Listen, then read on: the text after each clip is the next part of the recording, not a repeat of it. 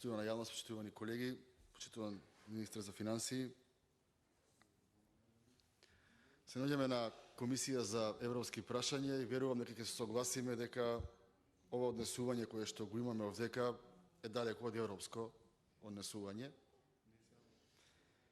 И претпоставувам дека се согласите дека во една држава, во едно собрание е составено од власти и од опозиција и дека во интерес на ова што формално правно нема врска со европска регулатива, мислам дека на сите ми јасно во Република Македонија, но и во интерес на политичкиот дел, верувам дека се согласите дека работите вака не е вред да се тераат и дека со ова никој не добива, односно губат сите, а особено граѓаните кои што се помалку и помалку имаат доверба во институциите.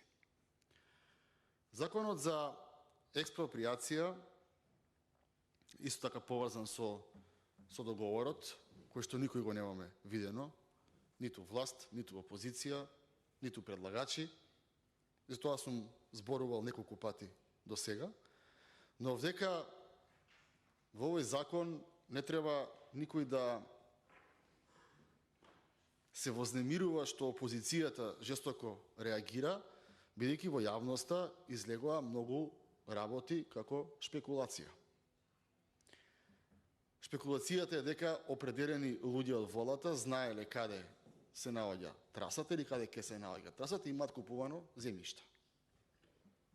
За да довербата во тие шпекулации биде издржана во поглед со целиот овој проект, верувам дека ќе согласите дека е издржан, затоа што ние видовме дека пред 2-3 месеци во оваа држава се избра надзор, доминантен, компанија која што до вчера и главна дејност е производство и продажба на долен веш. И сега кога ќе се докаже дека надзорот го прави таква компанија, многу се податливи и другите информации дали некој купувал парцели. Бидејќи, почитуван господин Небесими, не знам дали вие се согласувате, но огромното мнозинство на македонци, албанци, турци, власти во државата немаат доверба во владата. Немаат доверба во политиката и едноставно се сомневаат. За ние овдека да немаме дебата жестока, навредлива и така натаму, некој нас требаше да не убеди во спротивното. А за да бидеме убедени, треба да видиме договор, треба да видиме траси и треба да видиме дали тие траси во меѓувреме се менувани и се купувани земјишта.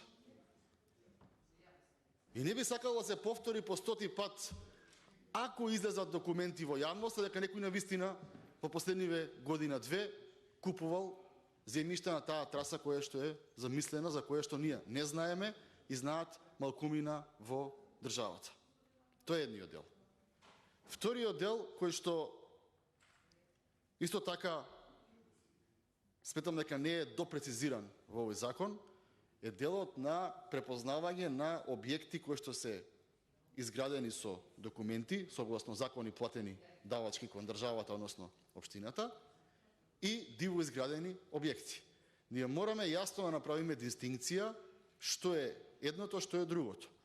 Во законот велите дека се вели во законот дека секој оној кој што имал дивоградба и при тоа имал бројче пуштено во општина за легализација се третира како градба. А што правиме ако, бидејќи овдека се брза, а тие по општините не брзаат, преметите одат полека, што правиме ако се покаже дека некој од тие кои што имаат веќе поднесено биле дивоградби и тоа се констатира после 4-5 години, ние го исплатиме до година, разликата во пари што ќе ги правиме? Ќе ги ставиме луѓето по судови, тие ќе бидат чисти, ќе ви кажат да, ние ве поднесовме, не ни одбиле од општина.